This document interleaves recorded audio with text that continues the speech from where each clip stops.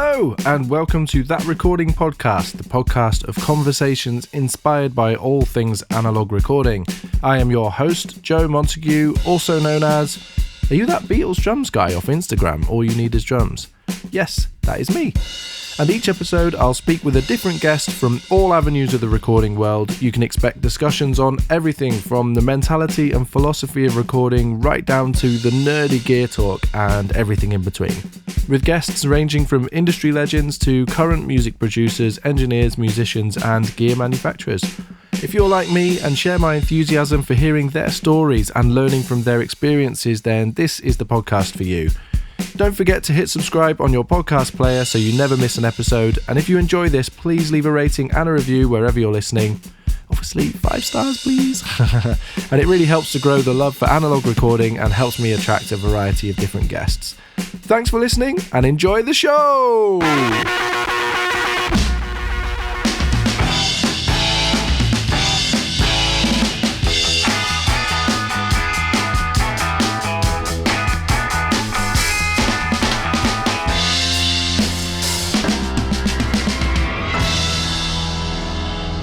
Hello and welcome. Okay, this is part 2 of my conversation with Ben Pike from Rare Tone Mastering. We really get nerdy here about lathe cutting and how that all happens and levels and all sorts of questions. So strap in and get your thinking caps on because this is a brilliant episode with Ben Pike. Here we go. That Recording Podcast is sponsored by Make Noise Pro Audio, the trusted source for new and used pro audio equipment. They also do repairs, so they are a veritable trifecta of audio accomplishment. Did you like that sentence? I was quite proud of that when I wrote that. A bit of, alliteration. There we go. Anyway, they have an incredible Instagram feed, and one of the things that I really love doing is every week they do a drop of the gear that they have had come in during the week. And I love scrolling through the stories, and there's usually 20 or 30 pieces that go up. And this is a bit weird, but I always play guess the price because it's always really reasonable. And I must say that I am biased. I've been buying things from Make Noise for years. They're just such a great company. Obviously, I'm very grateful to them to be supporting this podcast, but I wouldn't be doing this if I just didn't think that they were brilliant. So do go and check them out at Make Noise Pro Audio on Instagram or makenoiseproaudio.co.uk on the interwebs. And on with the show! I mean, what are some of the major hurdles with setting something like that up, other than sort of building it?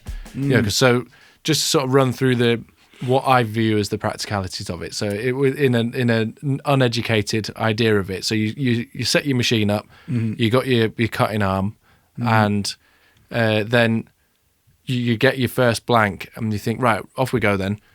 What happens at what are the obstacles that you have to overcome at that point, or what did you have to overcome?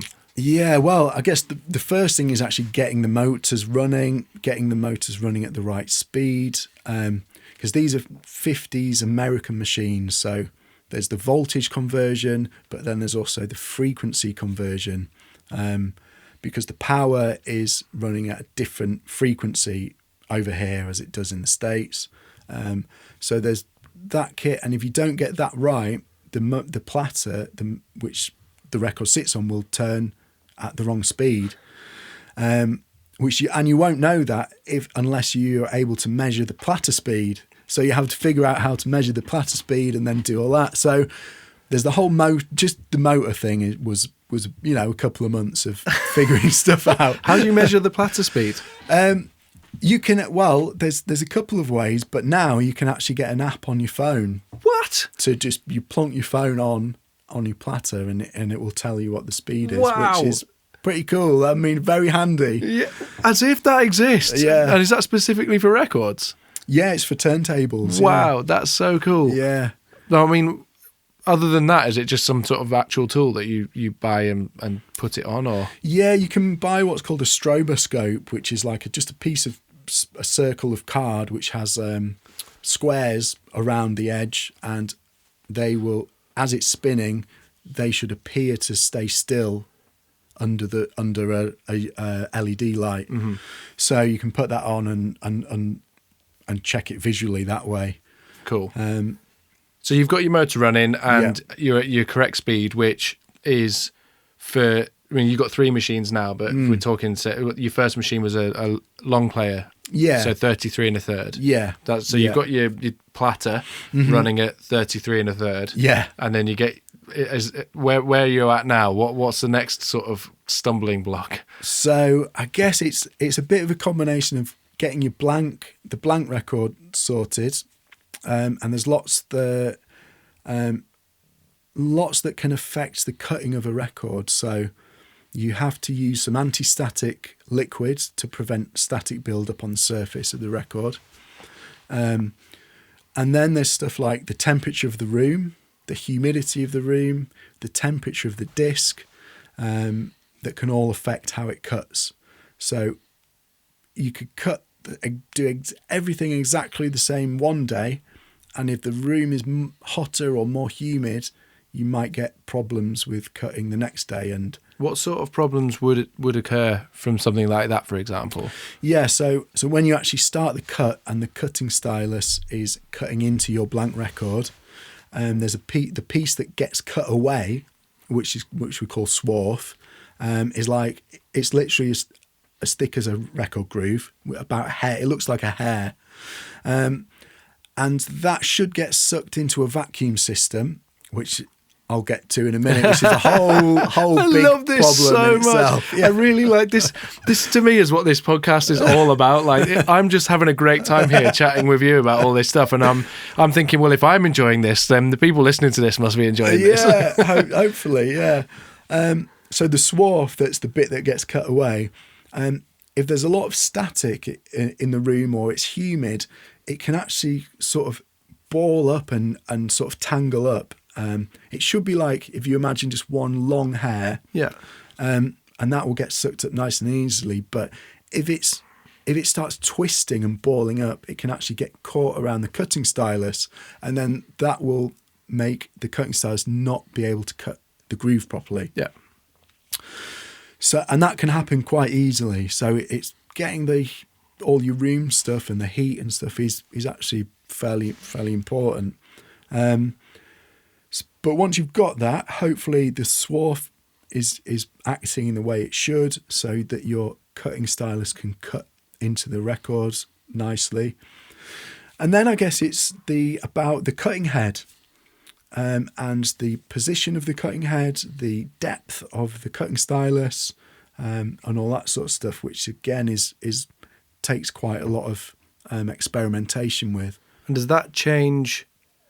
Is there an ideal, or does it change based on, you're talking about things that are bass heavy and the sort of actual sound of the record that you're making? Does that change depending on that stuff, or are you aiming for like a sort of perfect point every time? Yeah, you're kind of aiming to just get a perfectly cut groove at the right depth, the right groove width. So what are they, just out of sheer curiosity?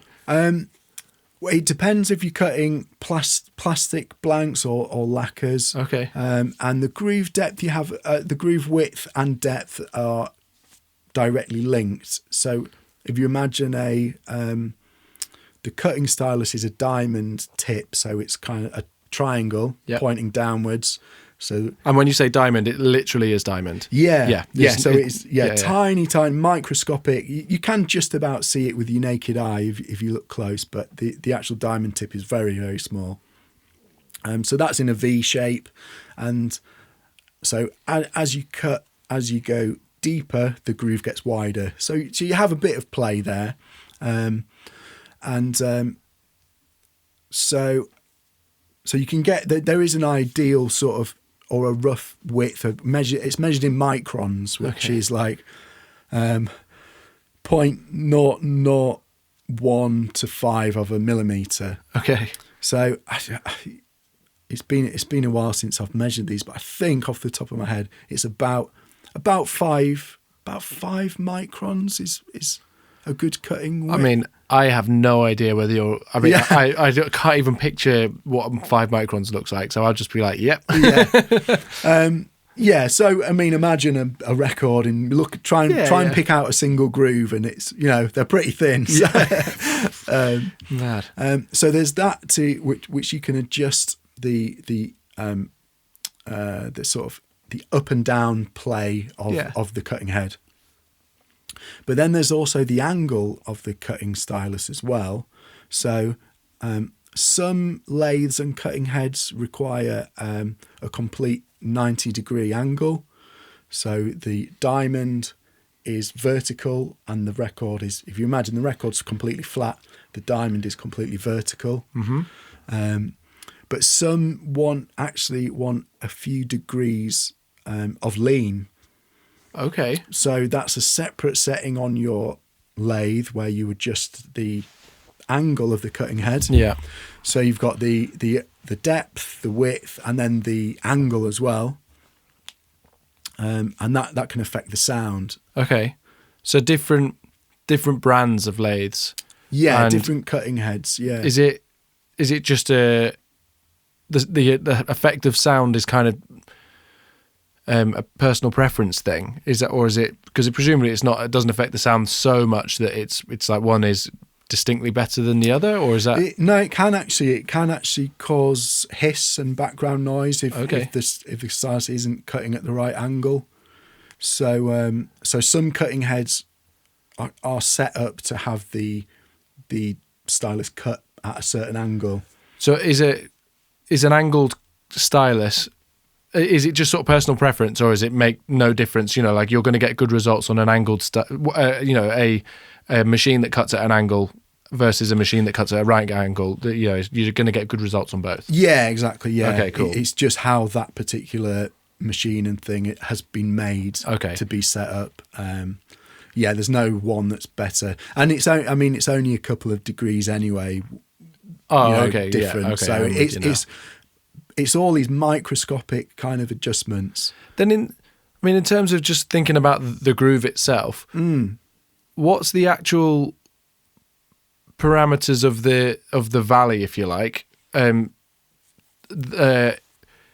versus and what effect does that have on the sound? So up and down is bass and treble. Is it that kind of black and white, or is it? It's so up and down is stereo information. Okay. And then left to right is mono information. Okay. So it's the opposite of what you might think. Yeah. Yeah. And if you imagine the groove of a record as a V shape, a lot of people look at that and go, that must be left and right. Yes. But it's actually mid and side.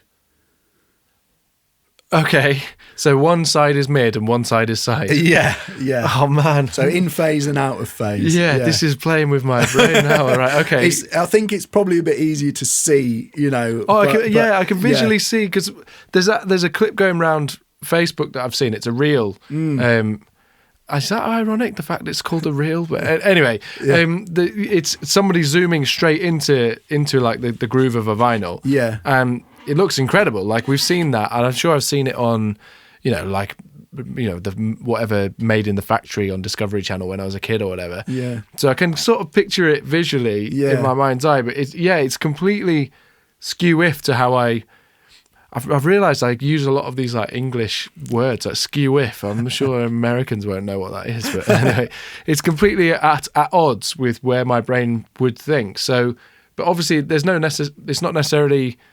need for it to, just because visually it's left and right, doesn't mean that information is being passed down the copper wire to the speakers in that, quite literal left-right way. It's just, it's just a way of sending information, isn't it? Yeah, exactly, yeah. So, okay, so going back to that, one side is mono information, which means the information that's running down the middle of the track, and then one side is the stereo information, so the sides. Yeah. And then what would up and down then be? Or is there an up and down? Yeah, so the way the cutting head works is, so the up and down action is cutting the stereo information. Okay. And the side to side action is cutting the mono information. And it's quite hard to describe without. I'm probably going to do stuff with my hands here to tell you. So podcast listeners might not really get the full effect. We need one of those when you put the audio description on, like Ben is currently waving his arms around. Currently flailing his hands around. So although we're cutting in a V, Yeah. but if you imagine that V is at 45 degrees, Yeah. then tip it on its side. So it's now, you've got a flat horizontal line and a vertical line like that going up Yeah. at 90 degrees. So I think that makes it easy to visualize what the cutting head is doing, maybe. Yeah. So you're at the moment you've moved your hands basically from a V shape to an L shape. Exactly. Yeah. Yeah. Great description. Yeah. So it's kind of going up and down and side to side at the same time. Okay. So it's kind of going diagonally, because that's what up and down and side to side. So it's cutting left to right diagonally, Yeah. up and down. So yeah, and one of those is doing the stereo information. That's the depth of it, and then the more side to side stuff is doing the mono information. Okay, and that's quite literally translating to a speaker where the cone needs to move in and out. Yeah, exactly. Yeah. I just love the practical side of things. We're one of the common threads of conversation that I've had. Maybe it's just because it's on my mind, but in the people I've interviewed in recent weeks for this season of the podcast, for calling it that now, has been, I enjoy so much the practical application of these things, because that's been so lost. That was such a big part of the process in the 60s and 70s, which is the whole reason this podcast even exists, is because of my interest in that stuff. And loads of this is hidden. We're the sort of ones and zeros on a computer, and the sort of even down to sort of surface mount technology and outboard gear now. It sounds like I'm going off on a tangent, but I think it's all linked. It's all hidden from us. And that's why when you get a piece of gear like a Fairchild and you take the back off and it's full of valves and actual wires, cables that are soldered to each other, you can see how that works. And you can go, oh, okay, I might not understand what each of those electronic components is doing, but I can see that that's connected to that and that's connected to this. And it's the same, we've lost that with digital, because the ones and zeros are in a digital format are hidden. And then even with, a fairly cheap piece of, they might sound very good, but a cheaper piece of outboard gear, perhaps, where it's surface mount technology, you're not looking, take the back off and you can't see how that's working. It just looks like a sort of a barren landscape. And that's the same. A speaker is the final part of the whole audio process, where you might actually be able to see, and we still do often see, speakers moving in and out, and you're like, right, well, that's an actual physical visual representation of the sounds that we are making. And I really enjoy the fact that you've embraced that and we can talk about the reasons why, but it's almost like and imagine that there's a compulsion for you to say, well, I'm a mastering engineer, almost should understand what it is that I'm, the result of the decisions I'm making in a visual kind of way, that it translates to a record in this way. And that cutting needle, that's not the right word, is it? Stylus. Cutting stylus, thank you. Moves in this particular way, which informs the speakers and like literally the whole analog version of the chain. Even though there's digital bits in that process, your understanding of that whole process is far more informed, as a result of taking on board that. It's amazing. I mean, how has your view of audio changed, or has it changed since getting involved in cutting records? Yeah, I mean, in a big way, it kind of forces you. You have to learn these things. This is physical equipment, and it's moving. It's actually moving. There's voltages. There's moving parts. You have to understand what everything's doing, so that the record sounds good. If you don't understand it, you can't cut a good record. Like as you mentioned when we were having a little tour of the lathes earlier, there's actually not that much audio stuff on a lathe. There's a couple of wires going out of the cutting head, but apart from that, it's all machinery and motors and stuff. Yeah, like you imagine that. it's being I kind of imagined going in there and it being like the space station. Yeah. And it's, I mean, quite honestly, it's not. I'm not professing to understand how any of it works, but you go, like, you look at it, and I love the fact that it's one piece of the gear is made by Fairchild. That makes me incredibly happy. Yeah. And it just looks, it has that kind of like old school, very hard wearing kind of feel about it. The whole feel of the lathes feels like. There's a great interview I did, a great interview, not because the interview's great, because the subject's great, with Bob Olsen, who was the Motown mastering guy. Oh yeah. And going in your room there makes me feel like this is what he must have been confronted with on a daily basis. This was his job. Yeah. And it's kind of, in a odd audio way, it's beautiful. Like it's gunmetal, it's industrial, it's sort of almost a bit military. It just feels cool to be in there. But the point being that literally there's like 5 cables that have been soldered, Yeah. and that's it. And the rest of it's just practical machinery, and it isn't as wildly complicated is the right word, because it is complicated, but it's not.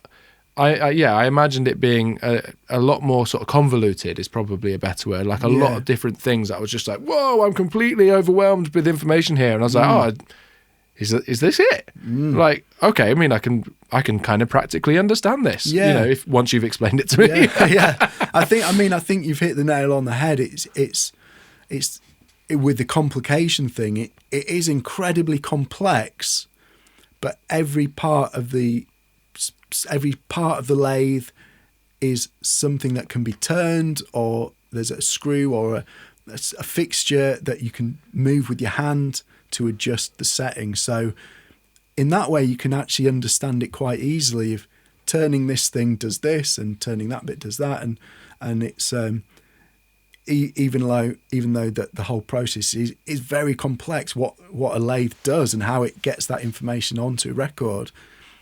It's all practical, so it's very, you can grasp that. It's very tangible. How has it affected the way you master, even when you're not mastering for cutting a record? Has it affected some of that decision-making process that we touched on earlier? I think so. Yeah. I mean, it's informed so much of what I do now, and obviously having my own cutting lathes means if I'm mastering for vinyl, whether I end up cutting it or not, I can walk in the next room and actually do a test cut.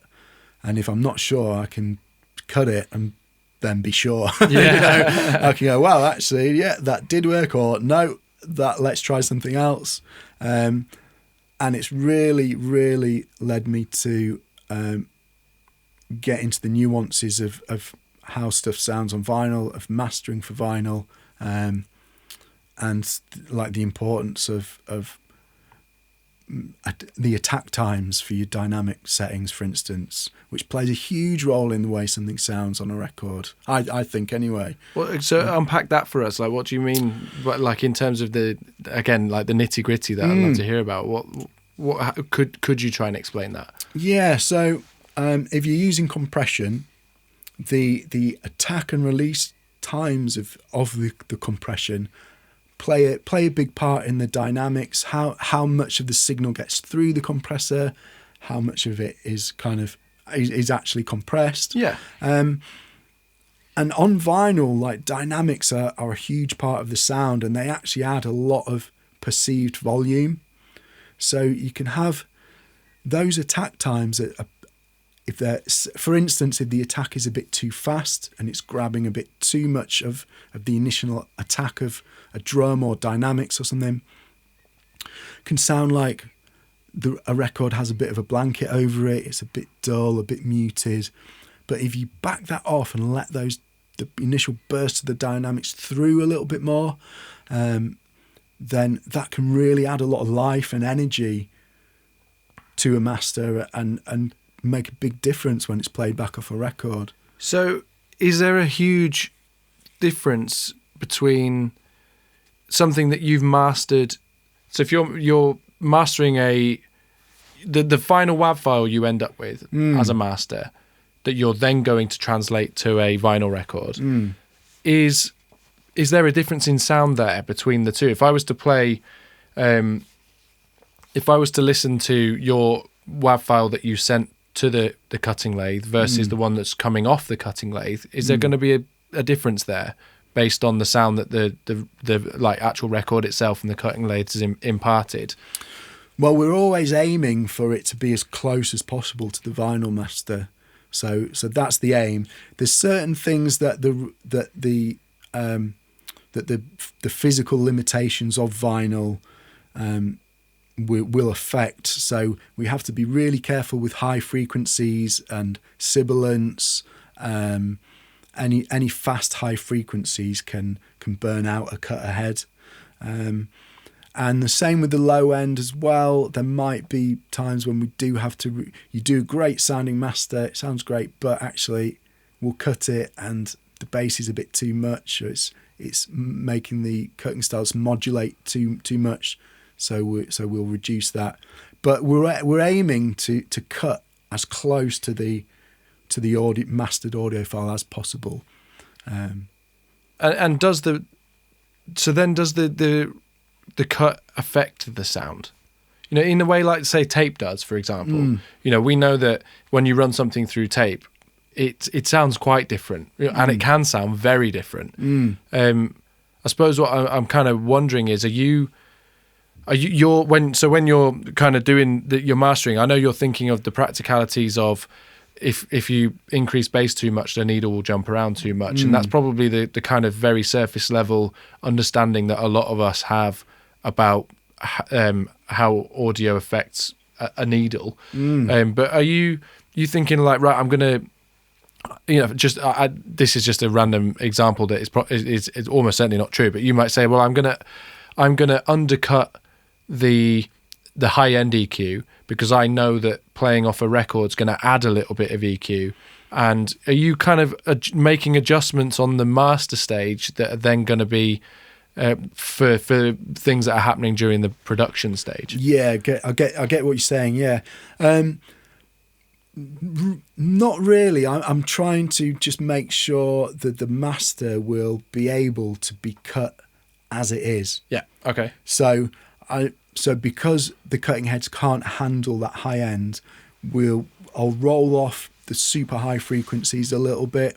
If there's any sibilance, I'll take care of that on the master, so that master then should sound the same when it's been played back off a record. So the actual medium doesn't impart any specific kind of sound. Yeah. Yeah. And will that mean that then if you're mastering, so obviously, you know, it goes without saying that mastering for a record is then different to mastering, say, for Spotify. So that sibilance that you've just used an example, if that sounds, you know, it could be, you could say that sounds great. You know, that's not going to work for cutting a record, but it will work for Spotify or whatever streaming platform.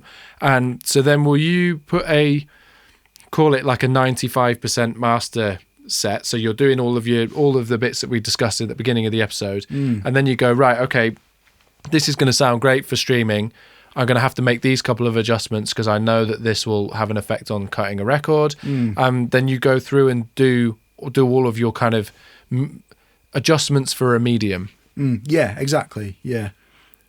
So I do, if people come to me and they say, right, we're getting vinyl done, but we want CD and streaming masters as well, there'll be two complete different files. What I usually do is use my outboard to get the overall tone, so that both have that same tone, and then it'll be the next stage where I would add digital limiting and clipping for the streaming masters, but then I would not add that, and I might take care of some sibilance or reduce the low end or whatever for the vinyl masters. So you just talk about the limiting and clipping there. That's where, so streaming platforms need, well, you just talk about that. So they need limiting and clipping, and cutting a record doesn't. That's like a super short basic. Of course, yeah. So because of streaming and CD, people want louder masters most of the time for most genres, unless it's sort of like classical or jazz sort of stuff. So Me personally, I'd get the tone from my outboard, bring that back into the computer, and then for the streaming and CD masters, I would add some clipping and limiting. And again, it depends on the track. A little bit of clipping maybe, and a bit of limiting, and that would get the volume up. And I like to do it in a transparent way most of the time, so that I'm keeping the tone that I've got from the outboard, and I'm just getting the volume up, so it sits with it's sort of contemporaries of the same genre and stuff like that. You don't, and that step's not necessary when you're cutting to a record then. Exactly. Yeah, you actually want to avoid that, because clipping and limiting affects the dynamics of the track. That's going to be my next question. So then inadvertently, well, not inadvertently, is advertently. That must be a word. Yeah.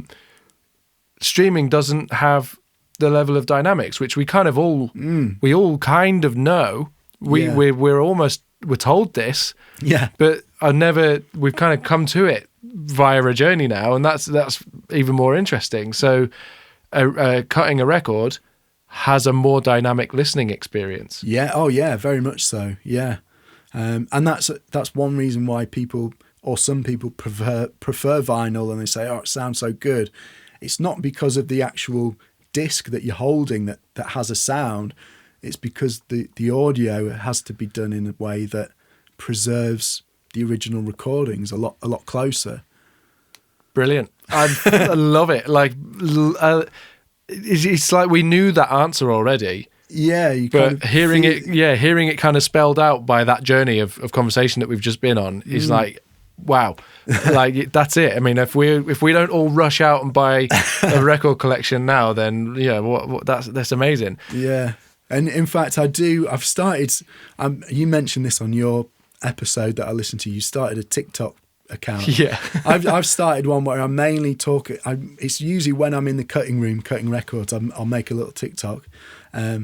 And I've got a lot of people interact and commenting and saying, "Oh, I love the sound of this record," and I've been talking to a lot of the people commenting about the difference between the record and the CD, and people say, "Oh, I just prefer the vinyl. I don't know why," and shouldn't they sound the same? And so I've gone into this whole thing. One of the things I love, I'm going to get a little bit philosophical here, but one of the things I've loved about doing this podcast is, I've spoken to people like Ted Fletcher, who was if you haven't checked that episode out, he's basically like, it was a BV's guy on Denmark Street. And then he had a degree in electrical engineering, because he did, and he was also a brilliant singer because that's how it was. Okay. And then he started making all this gear for, he was responsible for the Joe Meek range of compressors and all that kind of stuff. Right, of course, but yeah. I did this, at the time it felt a little bit odd, but he had a load of lectures that were on his website, and I literally read them out. And that was a series of episodes that I did, was me reading the Ted Fletcher lectures, which was a mouthful of to say. But one of the things that he discusses is directly what you've just said, is about there is a reason why we sometimes just don't know why this sounds better. And he lays it out. So I would recommend people go back and listen to those lectures. He spells it out in terms of odd and even harmonics.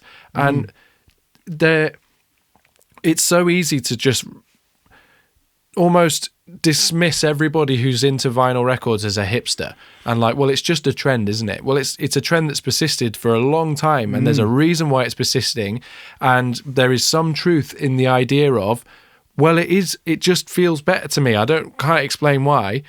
You just explained why. There's no smoke without fire, and it's, yes, of course there is a lot of other sort of beautiful reasons. You get a big record and you get a piece of artwork with it, and you're supporting an artist, and it's a physical medium which forces you to listen to it. And there's a lot of those kind of tangential reasons why it's also a beautiful medium.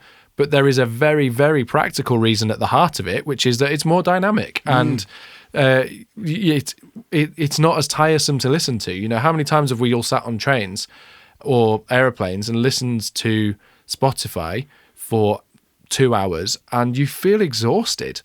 Even if you're listening to quite dynamic music, it doesn't matter if you're listening to an acoustic record, it's still limited to within an inch of its life. And it's tiring to listen to. And it's so, I actually I wasn't ready to come to that conclusion today. That's not what I kind of feel like I've had an epiphany. Oh, great. But it's great. Hopefully everyone else is listening to this kind of like thinking just like, wow, that's so, it's inspiring almost. And it gives me a bit of faith in humanity almost to think that that's a thing. We are physical beings with physical preferences that we can't control. There is a reason why, valves and tubes sound pleasant, and that's what Ted Fletcher talks about. There's a reason why vinyl records sound pleasant, and there's a very human reason why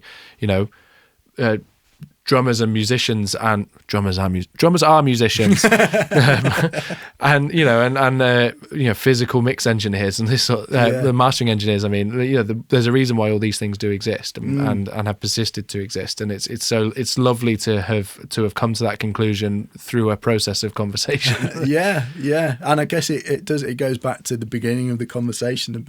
People, no matter how good AI gets and plugins get, people still want to work with people. Yes. And that's people like music is made by humans for humans, and that won't change.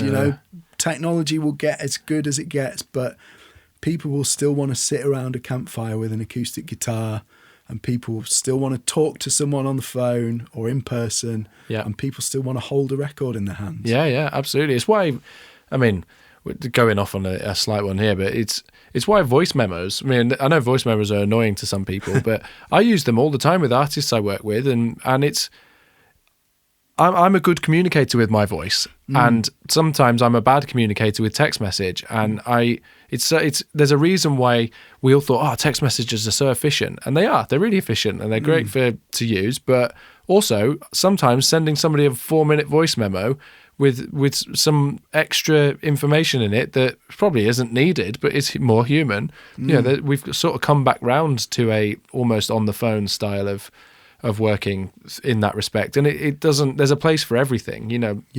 Again, we are sort of linking quite heavily back to the beginning. There is a place for Logic's mastering AI because that's a very quick way of a mix engineer sending a healthy volumed track to an artist for approval on a mix.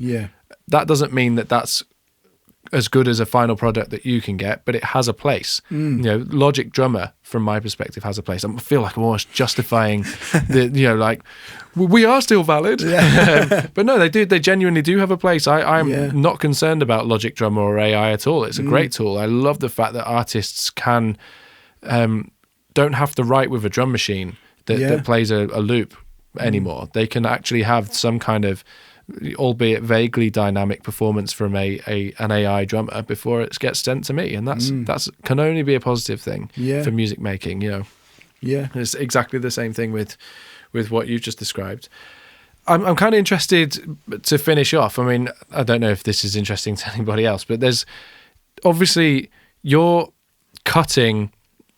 So you've got 2 cutting heads for 7 inches, and you said that you can do 10 inches that play at 70 RPM. 45. 45, sorry. Or 33, yeah. Gosh, I'm showing my lack of knowledge here. 45, yeah. And then you've got one that does 33 and a third. So that's like LPs. Yeah. What's the sort of practical, in terms, you're not like a big pressing plant. So what are you doing with this other than the occasional odd one for checking? Like you're doing short runs for bands, and what's the sort of day-to-day, I hesitate to call it business, but it kind of is business, like business of what you're doing here.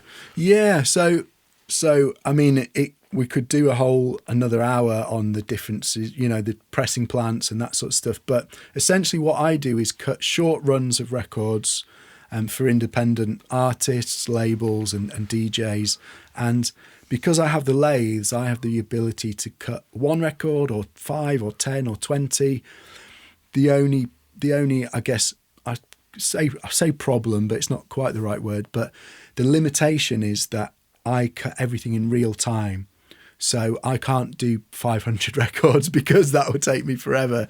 But I can do 10 or 20. And that's really useful for independent artists because not every band or artist has the budget to go and get 500 made at a pressing plant. Or the fan base to sell them. Yeah, exactly, yeah. We were discussing earlier, there's plenty of artists that I work with who also use you for mastering, and they haven't got a fan base, but they've got 20 or 30 people that would probably buy a record off them, and it's nice to have, to have a physical representation of the hard work that they've spent putting in, to making this single or whatever it is that they've made. Yeah, and I think especially now with artists are relying on streaming a lot, which doesn't pay anything. So having physical merch is the only way to really make money for smaller artists. So to be able to get 10 or 20 records done at a time, sell them out and make some profit, and then just get another batch when they're ready is really sort of essential to help grow and sustain your career. I think that the practical terms of that are, this is a conversation I've had a lot recently, that I often come across a new band and I want to support them. I'm really busy, so I often don't have the time to go and see them live. And so that's a problem. So I can't go, if they're gigging at the Brood now, which is our local incredibly brilliant venue. Even with the best intention in the world, I can't go and see them play live. Yeah. I'm really sorry, but I don't want a t-shirt. I can't wear band t-shirts all the time. And my wife wouldn't let me. So there are these things that I want to support them, but I'm like, how do I give you? In years gone by, it was 10 quid for a CD, but how do I give you £15 or £20? What? I'd like something to show for it, because I want to sort of have your branding. I want to be involved in it, and that's it. So you might think a 7-inch single, in sort of days gone, I remember going to the bargain bin of Virgin Megastores and buying 99p 7-inch singles. Yeah. That doesn't exist anymore because it costs you far more than that to even make it. Yeah, oh yeah. So bands I could understand bands being hesitant of like, well, people won't want to spend 15 or 20 quid on a single. And I'm here saying, yes, they do. Yeah. I want to spend 15. I've done it plenty of times. I bought a record from an artist I work with for nearly 40 quid. It doesn't matter to me. Yeah. I don't care. I mean, the reality is I probably won't listen to it because my record player's broken at the moment. But I just want the physical thing, and I love the fact that they made an album, and I think it's brilliant. And I listen to it on streaming platforms, but I want to give them something, and I want something in return that's physical. And the artwork's beautiful for this particular one I bought, and it doesn't matter to me that it was nearly 40 quid. I want to support them, and if it's a 7-inch single for 15 or 20, I will buy it because I love the fact that people are still making music, and I'm not the only one. There are plenty of people out there who want to give bands money and want to have something to show for it. The days of a single being so throwaway that it costs £3.50 or £3.99 or it was like £3.49, wasn't it, at one stage for singles? That doesn't exist anymore. You're basically selling support or kind of like an emotional investment in a band, aren't you? It's not. I think artists have got to get rid of that mentality of like, well, you can't charge £15 for a single. So it's not. That's not what you're selling. Exactly. You're selling a buy-in to a project. And it just so happens that the exchange there is for a vinyl that has beautiful artwork. And has been cut by you. And if that costs 15 or 20 quid, then I think that's absolutely worth it. Yeah, and I have a few artists and bands who will get a run of 10 done, and they go, right, we're putting these 10 up, first come, first serve, and they always sell out the same day within an hour, and they're really special because there's only 10 or there's only 20, and they're all hand signed, and the artist can make them all individual, and it, like you say, it's more than just a record. It's something that the artist has actually had a hand in making, and I've seen videos of people coming here and watching you make their records. Yeah, it's great. Yeah. I think artists need to really think about ways of making special and limited edition physical stuff, because people, like you say, they want to support them. They want to be in that community, and it's different to saying, right, we've got 1,000 of these records. They're all exactly the same. They're this much. Have one whenever you like. Like, here's 10 that have just been handmade, and they're going to be gone by the end of the day. So, and we're potentially not making any more. Yeah, exactly. Yeah. So it's it's very, very cool. I'm really trying to encourage artists to see it in the way you've talked about. I think it's from a mastering perspective, it's a brave and exciting kind of extension of what you do. But it's also, we discussed before we started talking properly, like we weren't talking properly before for the podcast. I mean, that you're not making a great deal out of money out of it. You are making some money out of it, because obviously it has to be profitable to an extent. But it's a service essentially. You're doing a service for it, and it doesn't have to be local bands necessarily. No. It's a service that you're offering, that it's a solution to that problem of like, what can I sell people? I to me, that's the pertinent question for artists at the moment. What can I give people? There's who was it? I think it was Foy Vance. Somebody told me, I wasn't at this gig, but they played at the Brood Now. And one of the things that he does on his tours, apparently, I could have the wrong artist, but I think it's Foy Vance. Yeah.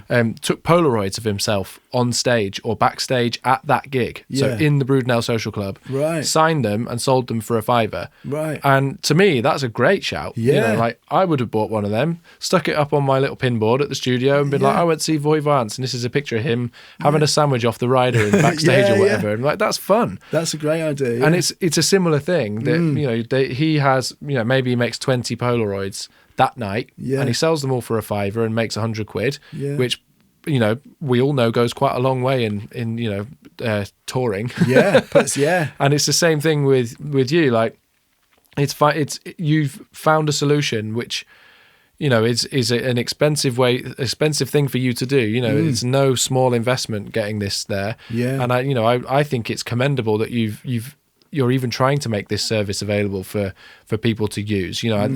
I'm kind of hesitant to push it as a like, you're doing this thing to make loads of money, because that's just not what it is. It's a service that you've got going. That's really cool, the fact that this exists for people, and I think it's really commendable that you're doing it. And you probably don't think about it like that, but I think it's incredibly special that you've made vinyl records accessible for people who don't want to get 500 pressed. And it's a complete passion project for me. It's we were talking earlier, and I was telling you, I'll be completely honest, it's not very profitable for me to do this. The vinyl side of it is, I don't make a lot of money doing it, but I love it, and it helps me. It helps me connect with a lot of artists, and it brings artists into the studio, and it gives me some good content for my, all that sort of stuff. So the things we have to think about. Well, this is what I talked about in my little episode that I Yeah. did at the beginning. Like, none of us signed up to be content makers, did we? We all want to make music, but this is the world that we live in. Yeah, that's it. So it's I just love doing it. It's great, and having been an independent artist myself, I know how important it is to have that physical merch to sell, it's getting really exciting at the minute. The people who make the blank records have just released loads of cool new colours and stuff like that, and marbled records. So it's a really cool time for records, and especially independent record cutters as well. You sound like there's a community of you. There is a little bit, yeah. We're kind of all spread out over the world, but there is, yeah. That's cool. It's nice. It's like a little, like a very nerdy club. Yeah. Oh, yeah. Completely. In fact, some people might get in touch with me from America and say, "Oh, can you cut me some records?" And I say, I can, but I know someone closer to you that you won't have to, ship the records from abroad, and you save yourself a bit of money. So I'll put you in touch with them if you like. And they do the same. And And sometimes people want me to cut their record because they actually want me to work on it and do that stuff as well. Of course, because you're great. But other times I'm like, well, I'm happy to, but there's this guy he's like in the same state as you, or that might be able to help you. So yeah, it's a bit of a community of So where can people find you? I know it will all be in the show notes, but if someone's listening to this and they're just going to go on Instagram quickly, like what's your handles for all your stuff? Rare Tone Mastering on everything. In Instagram, I'm quite active on Instagram and TikTok. Your Instagram's great. We both have done similar journeys basically with Instagram, and that's one of the things we talked about before we started podding. Did I just say that? As if I've turned into that guy, started podding. Oh my gosh. Wow. I've scared myself a little bit there. But yeah, like we've both trying to find content that the word we used is honest, and I think that's probably kind of an interesting discussion, and I'm trying to incentivize people to go and check your stuff out because it's really informative and there's some really great content there, and I think it does. The temptation is to find trends and to jump on trends, and that's not what your content is. It's just genuinely useful advice and cool pictures of lathes and stuff. Lots of record cutting stuff, and I mean, I couldn't do the trend stuff even if I really wanted to. I just try and pick up my phone and talk about what's going on that day, and that's I'm glad it's useful to be. I'm really trying to just be completely candid and honest about what mastering is and what vinyl cutting is and all that sort of stuff. And, well, you've given us a lot of that today. We appreciate it. Oh, no worries. What's next for you? Have you bought a pressing plant? No, I mean, I wish that would be. I don't think I could handle the responsibility, to be honest. That's a whole nother level.